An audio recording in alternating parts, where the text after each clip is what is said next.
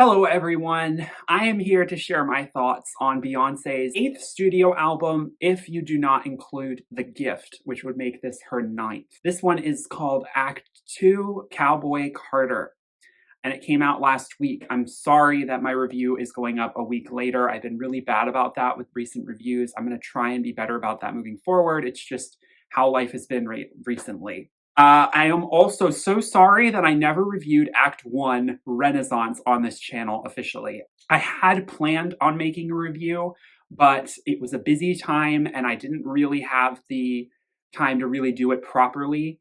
And I also felt like so many other people were talking about it. Did I really have anything worth adding to the conversation?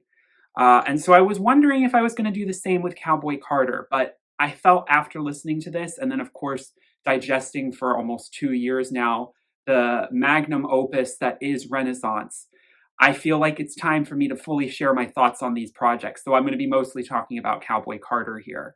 And I mean magnum opus. Now, of course, Cowboy Carter gives it a run for its money. And I'm going to make a controversial comparison here, and I don't want to bring her up too often, but I think, another artist who's very big right now, Taylor Swift, there is a little bit of a comparison, I think, in terms of how I like Renaissance and Cowboy Carter. It's a little similar to how I feel about Speak Now and Red, in that I feel like Renaissance does not have any skips. Renaissance is a skipless album. It's a little shorter, it's a little tighter, and that's how I feel about Speak Now by Taylor. Whereas I'm still kind of preferable to Red, even though Red does have skips. And that's how I feel about Cowboy Carter. Cowboy Carter is not skipless, but it's also 27 tracks. Though keep in mind, 4 of those are like under a minute long, so they're little interludes that don't really count. And I'm going to be doing something a little different in this review. I'm going to be sort of ranking the songs. So it's a different thing. I like to mix things up here. But before I get too much into this, I do need to share my thoughts on Renaissance. If you haven't heard me talk about some of those songs before, I talk about it in my Best Songs of 2022 video. I think 3 songs from Renaissance are in that video in my top 40 songs of the year. One of them being very much up in the top 3 or 4, Virgo's Groove, which is the best song Beyoncé has ever made. I still stand by that. Not only on Renaissance, but in her entire discography. Renaissance is a triumph and an incredible record. As a gay man, I really responded to the house, club, EDM nods and gestures. And it was very much made in that spirit. It was a ballroom record for queer Black youth. It was just so transcendent and revelatory. And I love what that album stands for, and I love how unapologetic it is and seamless it is and well-researched it is, and the sampling is done so artistically. I wish we ever got those visuals. One day we will. I really do believe there will be visuals at some point. But I almost wonder if Cowboy Carter's might come first, because at one point, this was supposed to be the first act. People presume there will be 3 acts in whatever this overall arcing project is, and people presume that it'll be rock and roll themed. It could be another genre, but that's the most likely. She's now covered house and disco and EDM. This album is all about country western music. And so where else do we go but rock and roll? If we're talking about genres that have been historically very American genres, but also very historically Black American genres, and they have been co-opted by white audiences over the last 50 years or so. And so that's something that, or in the case of country for sure, and in the case of EDM disco, a little less, because the synthesizer isn't that old. But country is a lot more of an older genre, and it's a little murkier to say where its origins come from, and it's also murky to say where the origins of some EDM music comes from and dance music. There are little places all over the world that these things were happening at the right time that were causing all of these waves to blow up. But Beyoncé is, without explicitly stating it, but doing so, reclaiming these genres. And I do believe she put out Renaissance first because of the pandemic, and we felt we needed something lighter to dance to escape. We were all locked up for so long. But this was originally supposed to be the first act, and I do think it makes a little more sense to be the first one, because I feel like American Requiem is one hell of an opener. I'm that girl, doesn't quite hold up. I'm That Girl feels like an intro into the next thing, which comes wonderfully after Amen, if you listen to them in that order. So I do think that there is credence to the fact that Cowboy Carter may be first, and maybe it'll be the first we get visuals for. Maybe the reason the Renaissance visuals are taking so long is because they were always supposed to have visuals second. I have no idea. We're all kind of scratching our heads wondering what Beyonce's plans are. Are we going to wait until Act 3 comes out to get the visuals for any of these acts? That's what I would presume, but we'll see. I presume also that Act 3 will not come for another 2 years, as it did take her almost 2 years of a gap between these. She seems like she's going on another tour. She's giving each album room to breathe, which I do, especially with how sprawling and massive they are, agree with. I don't want her to follow Act 3 up too quickly after this. We need this to go through an Album of the Year campaign at the Grammys, and we really need that because, oh boy, was Renaissance snubbed. That's the other time I talk about that record, is in my Grammys 2023 video. I talk a lot about how, that should have won Album of the Year. It did take home electronic dance album, but that is something it was always going to win. I feel like it was be much more monumental of a reward for Beyonce, who has still never won one. Well, Cowboy Carter is going to be sure hard to follow up on creating if that curse is going to continue, because boy, is she deserving of it here, if she wasn't already.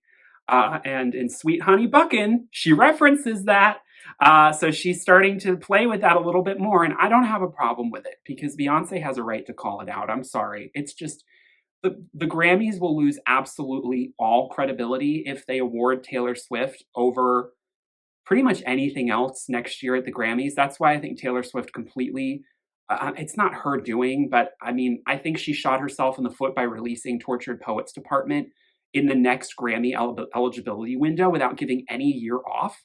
I think she should have waited to release that album in the fall when she typically releases albums. It would be on the 2-year schedule like she's used to, and it would give a year off, which I think is so important, so that Taylor doesn't completely dominate the Grammys year after year, because we can't be giving Taylor another 5th album. I don't care how good Tortured Poets Department is. We can't. I'm going to talk more about it in that review coming up in a few weeks. It's also crazy that these two albums are coming out so close to each other. They also both happen to feature Post Malone. I'll talk about that. He's getting the best kind of phone calls on the phone from his agents about, I don't know if musicians have agents in the same way, but who to hook up with. It's like, you want Beyonce and Taylor on to feature on their albums? He is on the peak right now in that regard. Who would have thought? All right. So Renaissance is very flashy. It's very exuberant, euphoric, unapologetic. Cowboy Carter is too, but it's a completely different genre. But similarly, the thread is Beyonce. Beyonce is a genre unto itself. Beyonce knows how to do her homework when it comes to music history, and that is so fascinating about her. I mean, all musicians, whether they know it or not, are pulling from such a legacy of musical history. But Beyonce seems to be one of those major pop artists who really makes a point of letting you know that she knows that she's doing this in a legacy kind of continuation. Everything she does is so well thought out in that regard, and I just find it so entertaining and interesting to see an artist have that level of ownership of their image and of their craft, and be so cognizant of the history behind everything they do. It's really, I mean, you could say it's just all these happy accidents, but no, it's meticulously planned to the detail. And that's why I don't fault this album for having so many songwriters, because just look at the material. I almost wish Renaissance had a couple more covers, because I think the covers serve to show a little more what Beyonce's doing with this project. We only get an interpolation of I Feel Love in Summer Renaissance. We could have gotten more of that. I think Renaissance could have used a full-on cover of like a popular dance song. Could you have imagined her doing I Will Survive? She could have easily done it. That being said, which is better? It's going to be a tricky conversation. I will say, if you look at the critic scores, Cowboy Carter is getting slightly better marks. And I do kind of understand why. I think where Cowboy Carter soars, it almost kind of makes Renaissance, I don't know, gives it a run for its money. Now, I will say, I think there's something to be said about how a lot of publications and critical groups always will give more Americana country acoustic based music a little bit more credence than they will dance EDM four on the floor. And I think that's unfortunate. I think there are some undertones of homophobia there. You can unpack that however you want to, but it's true. I think dance music is never treated as seriously. It's sort of like how horror is not really treated seriously as a genre by the Oscars. I feel like dance music is never treated that seriously by the Grammys. And by other critical groups. I feel like rap is becoming very accepted in that space as critical art of acclaim, but dance music has always struggled there. And I think that's what holds Renaissance back from getting higher marks than it should by some of these publications. So, I agree that they're both at least on par with each other. It's just one may edge out one or the other. And this one has recency bias. The last week I've been listening to this album so much. I mean, it's been so rare that recently an album has come out where I finish it and I'm like, I can listen to this all over again. It's an hour and 27 minutes and I felt that way about it. I was like, I want more. Especially going back to American Requiem. And I'm just like, oh, this is heaven. This is heaven. This is a, overture. And this is a product that feels so much like an actual amount of effort was put into it that I do think, not to be shady, but I do think we get a lot of projects these days where, the album comes out and you're like, it kind of feels like a combination of songs that they recorded in the studio over maybe a 2-week period that they threw to some producer that they've either worked with forever or, is hit at the day. And they were like, packaged it up, put a cute little album photo shoot, on the cover and said, here you go, put it to streaming and just forgets about it. That seems to be how albums are being treated these days. Beyonce is fighting against that. And, Taylor Swift is too. I just think the quality is better with Beyonce in recent years. Good Lord, putting this stuff up against Midnight's, whew, but that's a personal preference. That's a personal preference. But, also kind of objective, I'm sorry. Beyonce's always been an acquired taste for me. I wasn't always immediately listening to everything she ever put out until the self-titled got my interest, really piqued my interest, and then Lemonade, and then, like I said, The Gift and Renaissance. Everyone forgets about The Gift. I reviewed The Gift on this channel, and I wonder if Beyonce is going to do any music for the upcoming Lion King prequel that comes out in December. I don't know if maybe she should. I think that maybe other artists could be spotlighted there. But I also wouldn't complain for getting more Beyonce music for a soundtrack for that. But anyway, that's off topic. We got so much to talk about. We got 27 songs to talk about here. Okay, so what are we dealing with here? Like I said, Act 2 is country, but this could have been Act 1. And in some ways, if you want to go in the history of music, it would have made a little more sense to put this first. Although rock and roll would definitely also come probably second, and then EDM dance would kind of be third. If you wanted to go in chronological order of music history of the 20th century, but be that as it may. I'll be honest with you, when these two songs came out, Texas Hold'em and 16 Carriages around the Super Bowl, I wasn't sure that this project was for me. I'm going to be completely honest. I immediately felt more gravitational pull to Texas Hold'em because of how catchy it is. It was screaming to be a hit on radio. It was screaming to have do-si-do line dance choreography on TikTok. And, that's what happened. And I was always a little more of a Texas Hold'em fan, even though I was seeing a lot of people saying 16 Carriages is where the real meat and potatoes is. I will agree, lyrically, 16 Carriages is miles above what Texas Hold'em is doing. Not to slight Texas Hold'em entirely in the lyric department, but it is much more about something you can dance to. And I do agree that Texas Hold'em feels a little country cosplay, and I was worried about that. And then we saw the album cover, and and the title, Cowboy Carter. A lot of us thought it would be called Rodeo. Where's the R theme? We seem to have abandoned that. But once I saw the horse and her, riding that horse, very awkwardly side saddle. It's not even really side saddle. She would fall right off that thing if it was actually moving that fast. But it's still a dramatic, beautiful picture. We see her holding the American flag, and it's such a loaded image because at first I was kind of nauseated by the red, white, and blue to the level it's being promoted here. I mean, that kind of diehard Uncle Sam patriotism, especially associated with the South and states like Texas and Alabama, that has political connotations that make me uncomfortable. I'm going to be completely honest with you. It reeks the North-South divide. That's a very generalized way of describing it in politics. But, Southern American white culture is not something that I really like having any proximity towards.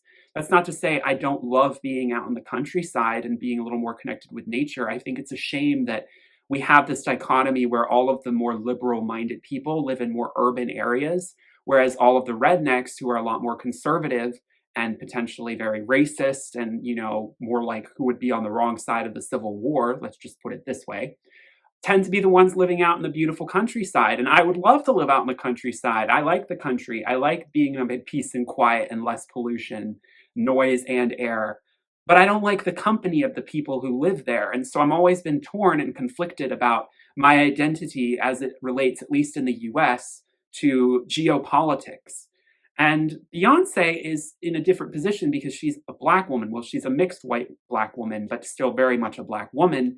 And she has deep roots into that region, Louisiana and, of course, Texas. So it makes sense for her to want to sort of shout from the rooftops a little more of her Southern identity.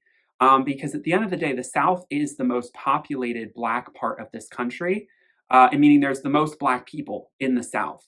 So it's a really strange dichotomy you have where you also have some of the most racist white politicians, but you also have the most actual Black people. And you can make sense in a way if you look at it in a sad point of view that would be the case.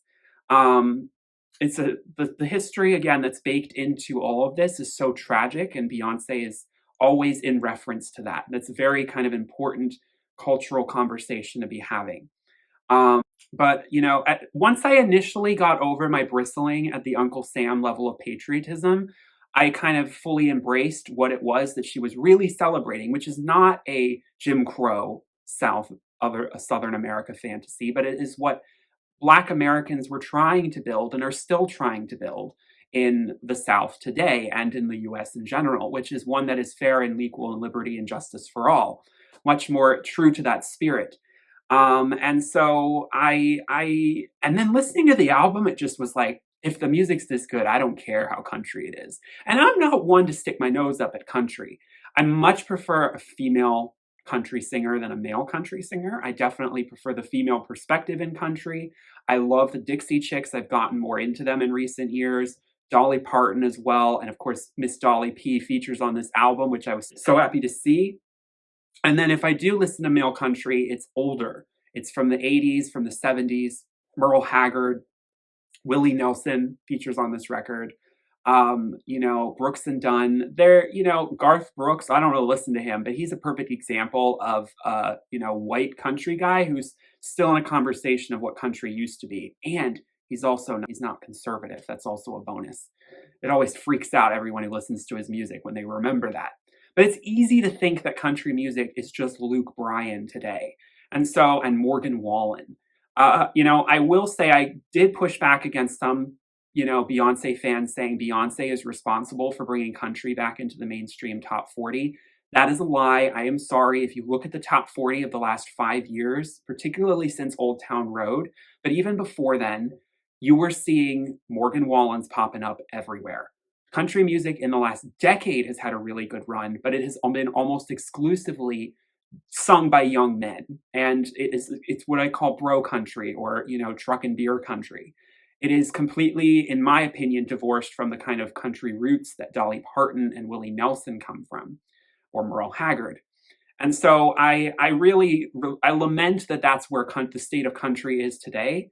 And it's great that Beyonce's fighting against that. But of course, she is also a Black woman. And a Black woman in country is an unusual thing to be so successful. Linda Martell, who I had never heard of until this project, and I'm so glad she spotlighted, is from the 70s and is still alive today and was unfortunately forced out of the genre and her career because of the blackballing of her trying to be a Black woman in that space. Even back then, obviously it's always been a racist genre. Casey Musgraves, it's been a misogynistic genre.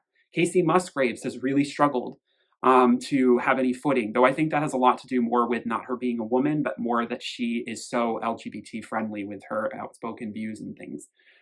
So she's gotten blackballed by a lot of country radio stations for that. It's really, I mean, look at what happened to the Dixie Chicks when they spoke up against George Bush in 2003. I mean, it's just, country music is just so rigid in what they will accept and not accept.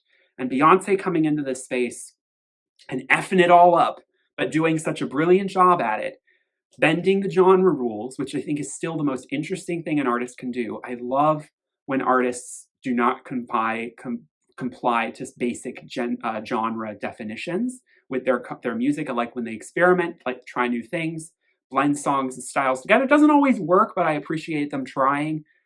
Beyonce does that here brilliantly. Apparently, she is seeing herself in these reimagined Western films, and you kind of having these journeys of characters that I think you can very clearly see most of the time she's placing herself into. But there are a couple songs where, like on a cover like Jolene or on a song like Daughter, she is having a little bit more fun with a fictionalized version of events. She uses this kind of sonic imagery to kind of take us on a journey through all of these different elements of what composes traditional Southern country music, particularly Southern Black country music, which again got very co-opted into what is white country music today. It was built off the backs of largely Black country artists who were singing blues and folk. So there's a lot of history there that is being kind of re-exposed, and that's really important in this whole part of the journey here. And so why don't we go through here? Let me start off by grouping all of the interludes together, because I do feel like the interludes are not really fair to be ranked amongst the actual songs themselves. I don't really have a favorite or least favorite interlude, but I will say they are really fun. I love how it feels like a radio station.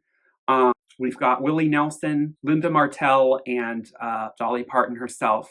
On Smoke Hour by Willie Nelson, I love how we flip between all of these old recordings of, we do have Elvis thrown in there, but rock and roll has country footing as well.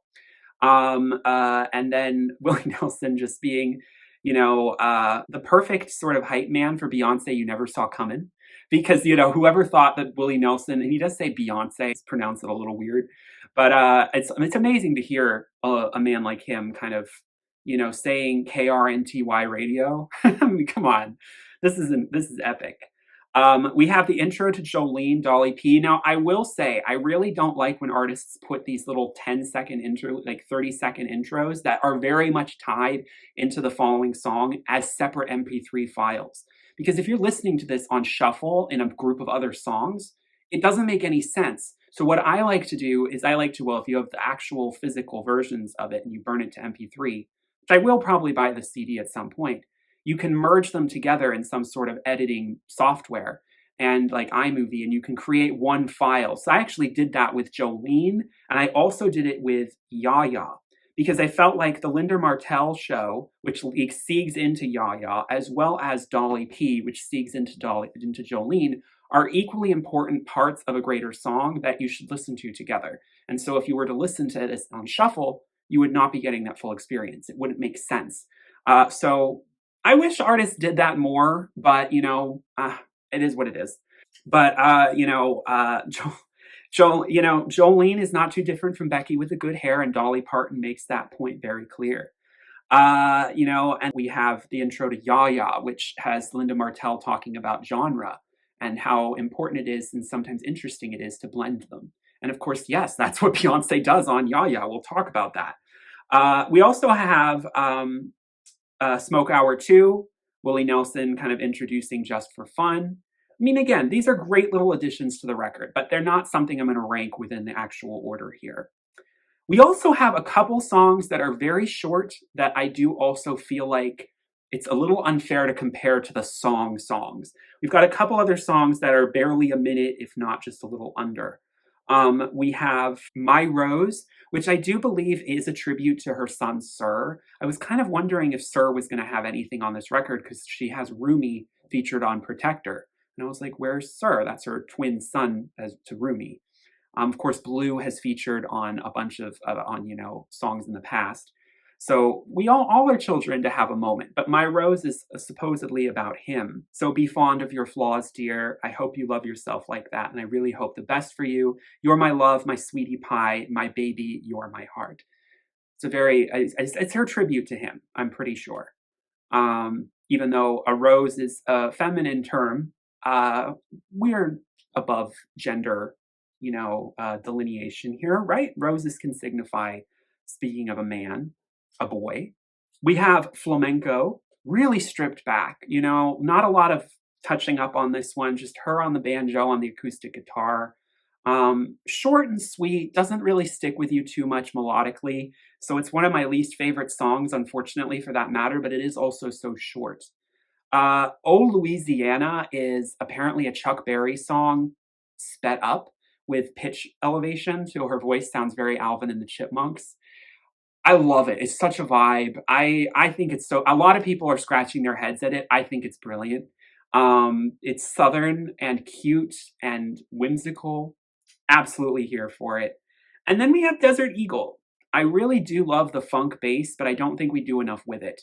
The song doesn't really stand out to me. It's another kind of unfortunate skip. I hate to say it because I just don't feel like it's a real meal. It's just a nibble of something that could have been expanded out and way more interesting. So having all of that out of the way, let's talk about the remaining songs and the real songs of the record. And let's talk about my least and most favorites. And of course, this is where things do get controversial. You could argue that none of these songs are bad, and I wouldn't disagree with you. I don't think any of these songs are bad. I really don't. There's not a bad song here. There wasn't a bad song on Renaissance. So it's going to be tricky to find one that's my least favorite, but unfortunately, I got to pick one. At the very bottom, I will have to, unfortunately, go with Just for Fun. We've got a gospel kind of sentiment to a country guitar. Willie Jones is featured on this one. He's a country artist, black country artist. The melody is not really doing what I need it to do to stand out as being a memorable song. I'm sorry. That's a lot of it. I'm a melody girl first and foremost. And I don't think that lyrically there's anything wrong here. I just think there are more interesting songs here. We all need a little bit of lightness in the dark, as she's referring to. I just need to get through this. Born in the darkness, who brings the light? Because time heals everything. Sweet Honey Buckin'. I think by this point of the record, you may be a little bit like, okay, maybe we've done a lot. I think Sweet Honey Buckin', it definitely is the pure honey of the record, although I love Pure Honey far more. The second half of the record is a lot more hip-hop influenced, and it's also a lot more of like what I'd call like the nighttime part of the record, in that it's a lot more kind of something you can dance to, but like I said, with hip-hop and trap influences. And Sweet Honey Buckin', I suppose, are all three separate songs stitched together. And, she transitions flawlessly through all of the different interpolations. There's some sonic referencing to some past hit songs. I can't recall them off the top of my head at the moment. I Fall to Pieces by Patsy Cline is interpolated. Hop on My Saddle, In That Stirrup. We've got some rapping here, just like we have on Spaghetti. And Shabuzi is featured. And it makes sense to be sort of towards the end of the record. But again, is it something I'm coming home to as like having the best beats, the best example of her blending certain genres on this record, or the best melodies? No. Tyrant, I do enjoy. Once we're at all these other songs, it's like none of these are skips, okay? Tyrant, I do enjoy. Dolly Parton, again, features in the interlude here. A trap beat with a fiddle. It's a really interesting kind of choreography moment I can imagine in my head. There's some real urban energy here that's brought to the plains, and I love that imagery. Maybe not anything to phone home about, but a bop, like, can we be honest? Amen is tough because I really like that it refrains and goes back to American Requiem, but I want more from it at the beginning. So Amen to me feels a little bit, I don't know, we open the album so strong. It's interesting how on Renaissance, I feel Summer Renaissance closes the album so strongly, but I'm That Girl is perhaps a weaker opening. It's not bad, but it's just not quite as in your face. And it's the inverse for Cowboy Carter, and I just find that very interesting. But I do like how we sort of we expand out after that refrain, which is this beautiful gospel soul kind of tie-in into what sounds like a spaceship taking off, which segues beautifully into the idea of Renaissance, which is a lot more sort of futuristic and fits with that imagery. Now, I think I might as well mention the two covers here. I think it's almost sort of I'm still ranking them higher than these other songs, but the covers are covers, so I have to dock them points for not being original. Blackbird is a Beatles song from their White Album. Paul McCartney actually originally wrote this song thinking about Black people, particularly Black women in Jim Crow. And so it makes so much sense for Beyoncé to interpolate this, but also to hook up with some other Black country women like Tanner Adele, who actually shouted her out when those two songs came out, Texas Hold'em and 16 Carriages. It's a beautiful moment. It's the kind of rich, soulful cover of a classic standard of pop culture that Beyoncé can really flex her musical skills for. And then we have Jolene.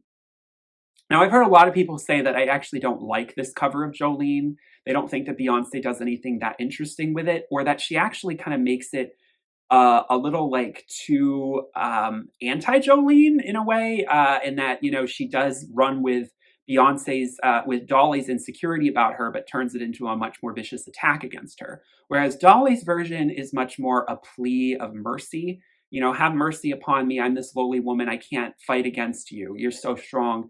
Beyonce saying braggadociously, you know, I'm a Creole banji bitch from Louisiana. Don't mess with me. I do think it's really interesting that Dolly Parton is credited as the sole songwriter. You know, she didn't write that. Dolly, I mean, Beyonce added in her own lyrics, but I like that Dolly, you know, I don't think it's shade. I think it's Dolly's song. And at the end of the day, Beyonce can tweak it. Dolly should still be the songwriter. I'm sorry. It just is the way it is. But I like it. I mean, it keeps up the like flow of the album so well. I love the, you know, the background Jolene sample at the beginning and how Dolly introduces us to it, because it is a little more up-tempo, and it's sort of a great way of taking Jolene to the rodeo or to the line dancing bar. So I appreciate it.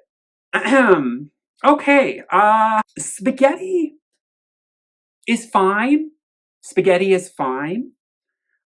It's not transcendent to me. I don't think it's supposed to be. It's supposed to be fun. It's another one featuring Shaboozey. I mean, this song could have easily fit on Renaissance. I think this is her most let her hair down rap song, where the really urban Beyonce kind of jumps out. And it's got that ferocious growling voice that's like not holding back, and a really compelling trap beat that captures your attention. Very sonically different from the rest of the record. This is one of the songs that's not on the vinyl pressing. And again, if you want the full experience, you should have it. But I also, if this song were missing, I wouldn't feel like it's missing too much. Spaghetti also is an allusion to spaghetti westerns. I know some people were like, what is that? You know, spaghetti westerns are typical Western cowboy shoot 'em up movies. Following up, we have Alligator Tears. I love how she says alligator tears instead of crocodile tears. I heard someone point out that crocodiles are not native to America and alligators are, and that's why she decided to switch it. You'll find alligators in the South. You won't find crocodiles. It's these little things. It's these little things other artists wouldn't think about. But a real Southern song, a Southern sounding song about wondering if your partner's really being real with you. All right, so this is where I get controversial. Two Hands to Heaven. This is a song that I still need a little more time with. I'm going to be completely honest. I'm seeing it. A lot of people are gravitating towards it. A lot of people are calling it the Virgo's groove of the record. I would disagree. I think that Two Hands to Heaven is lyrically a very explorative song that has a lot going for it, but sonically it's falling flat. I would appreciate it more if it was just a complete acoustic guitar number with sort of that ambient Western energy in the synth. But instead we try and turn it into an up-tempo dance number, and there's a disconnect there for me that's just not gelling. It's a good song. It's just not all the other songs I'm about to talk about, I want to listen to above this one. I will always listen to it when I listen to the context of the album. Not a skip. Not a saying it's a skip. It's just there are songs I'd rather listen to. But it is growing on me. I just think I needed a little more time with the melody. Some people were saying that almost 6 minutes, it is the longest song on this record. It could have used more time because it does feel like it's kind of growing with itself. And I do think it best kind of encapsulates the imagery of her on that cover, riding that horse, just completely escaping into the Wild West and finding yourself out in the desert. I mean, there's definitely such a kind of revelatory feeling to this song, an ecstatic, exuberant, cathartic feeling of interpersonal kind of introspection. What's also interesting is I think that that horse running shot, it really is a great homage to the first ever video of a running horse in the late 1800s. I don't know if that was an intentional reference or not, but it gives me energy of that as well, which I think is really interesting. We've got our collaboration with Post Malone, Levi's Jeans. I see this being a radio hit. It's a fun, sexy song about Levi jeans hugging the booty. Post Malone, Austin Post, like I said, well, first of all, let's not discount his vocals. He harmonizes wonderfully with Beyoncé. He has a great, buttery, creamy vocal. Great for country. His newest album is the first time I've really given him any attention because there are some songs on there in this pop country lane where his vocals can really spotlight that I'm like, this guy can sing. I think country is a better genre for him. Pop country. I don't think the rap stuff. I'm not interested in rap anyway. So, the brag, the male hip hop thing isn't my thing. So I wouldn't pay attention to it. But I really like what he does on that country side. And yeah, Post Malone gets to feature on Cowboy Carter and Tortured Poets. What an honor! How crazy is that? And these albums come out within 3 weeks of each other. All right, 16 Carriages. I was, like I said, on the fence about this one when it came out. But listening to it within the context of the album, only at track 3, and I'm like, I get it. This is a very biographical song speaking about Beyoncé, kind of, I think, in the creation of Act 1 and Act 2, sort of where she is, maybe even before Lemonade. And, she's having trouble potentially with her marriage. She's now having these children. And she's trying to figure out how to continue to create her art, juggling all of these things. The melody didn't really leap off the page for me, but now I don't think I need it to. I think I just get solely wrapped up in the story that she's telling and, that thumping kind of barnyard stomping drum that carries the rockier guitars. At 15, the innocence was gone astray, had to leave my home at an early age. I saw mama praying, I saw daddy grind, all my tender problems had to leave behind. 16 carriages driving away, while I watched them ride with my fears away, to the summer sunset on a holy night, on the long back road, all the tears I fight. And, coming in touch with how her childlike self and kind of speaking to herself in that age and reckoning with what she had to deal with the uprootal of her family at that age. And I don't know too much about Beyonce's history. Like, there's a lot to mine here. Yaya. Yaya is a fever dream. I see images of rodeos and twerking in the bull pit and, on the mechanical bull. I love how we seek into sort of more of a pop rock territory. We've got Beach Boys, Good Vibrations, guitars underneath here. And then we've got Tina Turner growling rocky vocals. I mean, we get a taste of, as we move from country, as we move into rock. And there is a gray area there in the genre. And so, but this is one of those songs where I don't really care at all what she's singing. To be honest, this is not a song I'm listening to for lyrics. I'm here for the beat and how she rides it and how she harmonizes, how her vocals pronounce, how they come out all over you, and how she just owns the microphone. I mean, this is a tour de force. This song just grabs your attention and will not let you go for nearly 5 minutes. There's something called the Chitlin Circuit, which she references in the iconography for this album. If you look at the album track list that she put out, in the early 20th century, in the South, they would have these variety shows with Black performers.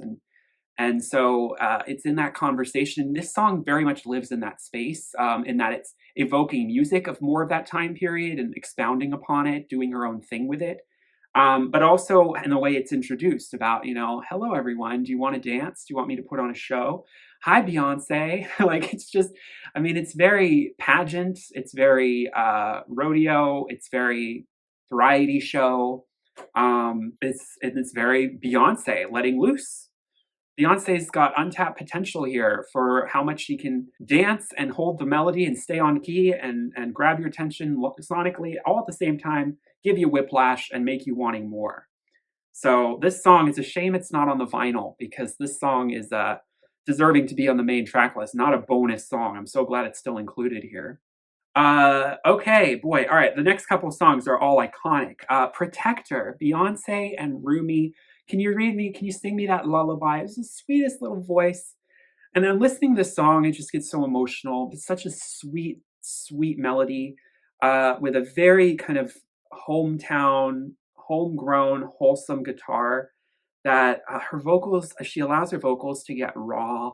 And when you hear it and how she breaks down at points, you just hear the emotion and the soul coming through. It's the most soulful kind of, it's I don't understand people who are not jazz, people are not lit up by this song and I don't get it. This is like one of the it songs for the record for me. And melodically is just so heartwarming. It's melancholic, it's hopeful, it's a protective mother mama bear energy that's oozing through.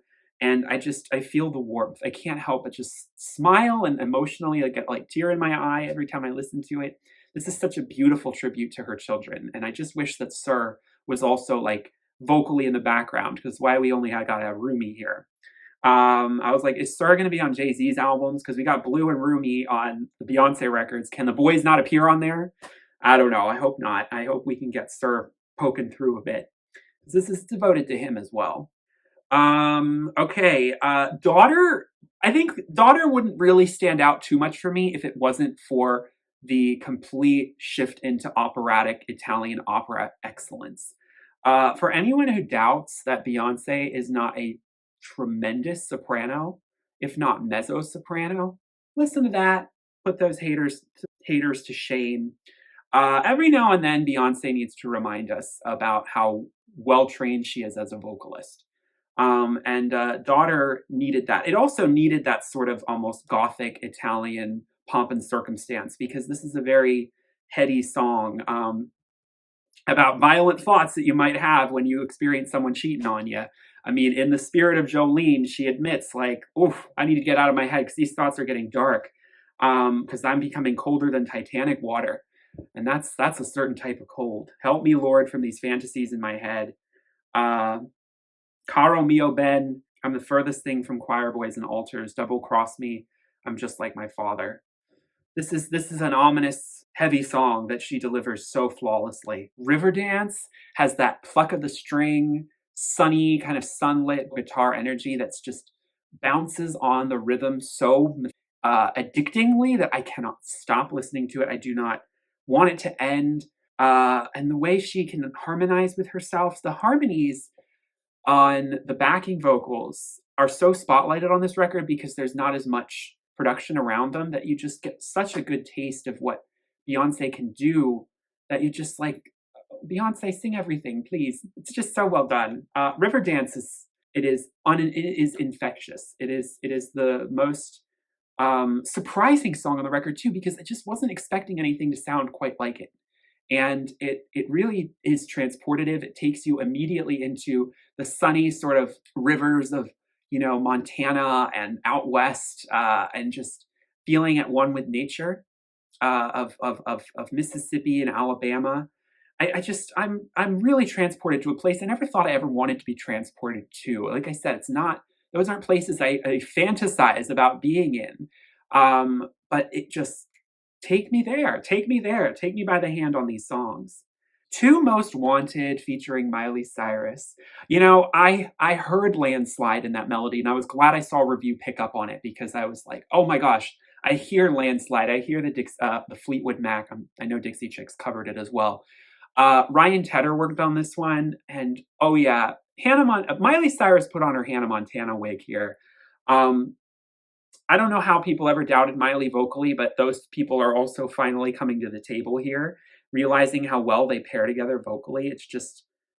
It's just absolutely silky, creamy, gelling perfectly. Blare from your car windows in the hot summer breeze on the, going 60, 70 miles an hour. Like this song just will always have that it factor and it'll stand out as one of the best songs of the year for me, I am sure. Bodyguard is so addictively catchy, it's heinous. You cannot listen to this song and not tap your feet.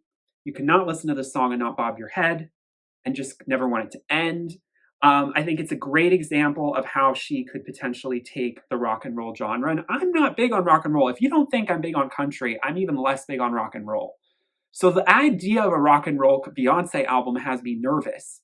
But Bodyguard, there's also some California surf rock energy too. Bodyguard is like, give me more of this intravenous. Let's go. Bodyguard is the jam. Bodyguard is the jam. It's kind of like the single from the record for me. It's the cuff it of the record for me. But I could see people and radio are going to have a hard time knowing which to do. I think Two Most Wanted deserves radio as well. Levi's Jeans would be a big hit. But if I had to choose, I would choose Bodyguard. But my absolute favorite song on the record, the magnum opus opener itself, is American Requiem. The comparisons to Bohemian Rhapsody are not hyperbole and unfounded. This is just absolutely exquisite, experimental, gospel, folk, country, rock, fusion magnificence. And she sells us for what is also one of the longer songs on the record, the second longest. A setting of a scene that is just so visceral and exciting and exuberant and full of life and full of character and heart. Vocal dynamics that you don't even know Beyoncé is capable of, but here you go. Things that she couldn't really let loose on in the same way on Renaissance. It was a little more plastic and a little more polished, and this song is perfectly unbridled and brimming with life. When I started the album, I just immediately got it from those first pounding guitar chords. I was like, wait a minute. A country Beyoncé album is exactly what the doctor ordered, and I had no idea. I rolled my eyes a little bit at the thought of Beyoncé doing country, and I was just like, is this really what I want? And I was like, no, this is what I always needed. She's so well suited for this. I really think, Daddy Lessons was just completely like, we weren't ready. We weren't ready for what we were about to get. This is so much more than what that was. And I like Daddy Lessons. It's not a bad song. I wasn't exactly saying I needed a whole album of that. But what we get here, John Batiste is a producer on this one. I'm not surprised. Nothing really ends. For things to stay the same, they have to change again. Hello, my old friend. You change your name, but not the ways you play pretend. American Requiem. Them big ideas are buried here. Amen. That's like an invocation of the essence of Black country Southern music and the sort of Black America that Beyoncé is speaking to, representing, and just sort of, like I said, invoking or summoning at the beginning of this album. So gospel-like. Like, again, a gospel album by Beyoncé would be amazing too. Would love to hear it. Would love to hear it. Look a here, look a here, look a here. Yeah, that SpongeBob meme I've seen floating around. Whew, so accurate. There's a lot of chatter in here. Do you want to know what I have to say? Do you listen to me when I say? I think we're all listening. And I think, Beyoncé, you have done more than enough to prove that you never even needed to prove that this genre is something that you can absolutely excel in. And it is so unfortunate that so many Black artists feel pushed out of it. It is their genre. It's all of our genres. We all have ownership of parts of this. But, there's such a history there that you cannot scapegoat, you cannot try to erase. And this kind of reclamation is so important for the culture. So we are so lucky to be living in the era of Beyoncé doing this for us. I just listened to it. I was, like I said, listening to it, I just thought, wow, this is an album with all letters in uppercase. I feel like we've been listening to a lot of all lowercase albums. And this was an uppercase. And that for me just means like something that, you could tell years and thought and musicianship went into, that was thinking very much about legacy. And Beyoncé's legacy is going to be quite special. That legacy word is not something I think we can often so easily sort of attribute to a lot of pop stars today. I'm being kind of controversial here, but anyway. But Beyonce certainly lives up to it. What are your thoughts on Cowboy Carter? Yeah, my top 5 are definitely Bodyguard, American Requiem, Protector, Two Most Wanted, and Daughter probably. But no, Riverdance. Riverdance, Daughter would be in the 6th spot. Along with Ya Ya and God knows the rest of the album, really. There's just a couple songs, that I'm sort of like, okay, in the context of the album, but I wouldn't listen to otherwise. But it is a masterwork. It is a masterwork. What are your thoughts? What are your favorites, least favorites? Do you like this more than Renaissance? Again, it has recency bias, so I'll be curious to see how I feel about it in a few months' time. But right now, I've been very much about Cowboy Carter and living in that world. And so, I don't know. I think there is certain elements that this reaches that Renaissance doesn't. But I also think Renaissance is a tighter package with no skips. So it's like the Speak Now Red debate for me. I don't know which album I prefer. I love them both. Thank you all so much for watching. I will see you all in my next video, and give this a like if you enjoyed. Subscribe if you're new for more content. I hope you all have a wonderful, blessed day. Peace, love, and light. Bye.